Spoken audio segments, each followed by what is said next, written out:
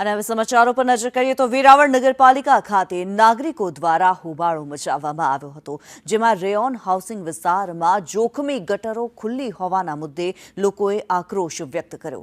અનેક રજૂઆતો કરવા છતાં કામ ન થતા સ્થાનિકોએ ચક્કાજામ કરવાની ચીમકી ઉચ્ચારી હતી।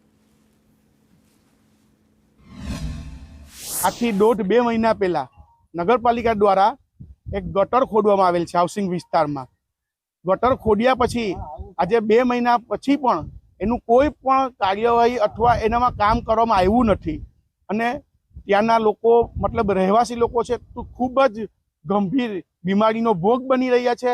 ખૂબ ગટર ભરાય છે, તંત્ર કેમ સૂતું છે એનો કોઈ જવાબ નથી આપતા। વારંવાર રજૂઆત કરવા છતાં પણ ફક્ત આશ્વાસન જ મળે છે। જો વરસાદના પાણી જો ઘરમાં હાઉસિંગમાં ભરાઈ જશે અને કોઈ નિકાલ નહીં હોય તો હું રોડ જામ કરી દઈશ અને તેની સંપૂર્ણ જવાબદારી નગરપાલિકાની રહેશે।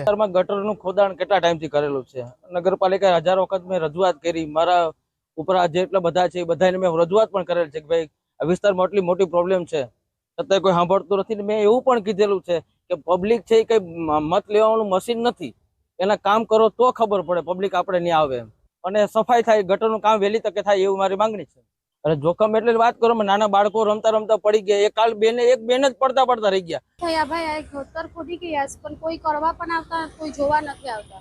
એમ નરક જેવી વાસ અમારા ઘરમાં આવે છે। એટલે સર કામ બધી કરી દે એટલો વિનંતી કરીએ સર। એ લોકો તો એમ જ કહીને ગયા કે 8 દિનની અંદરમાં થઈ જશે, પણ 15 દિવસથી હજુ કોઈ આવતા જ નથી।